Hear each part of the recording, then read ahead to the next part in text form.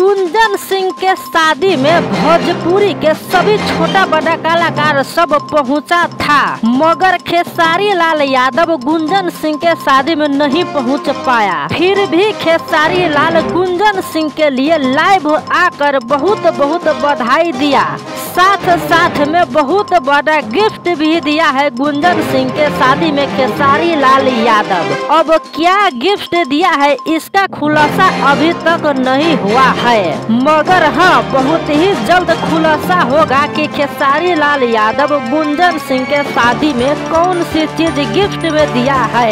जैसे कि शादी में पवन सिंह पहुंचा, डिम्पल सिंह पहुंचा, शिल्पी राज पहुंचा, विजय चौहान पहुंचा, भोजपुरी के और भी बड़े बड़े कलाकार सब पहुंचा था। तो ये सभी कलाकार ने कुछ न कुछ गिफ्ट दिया है गुंजन सिंह के। अब खेसारी लाल क्या गिफ्ट दिया है ये बाद में पता चलेगा।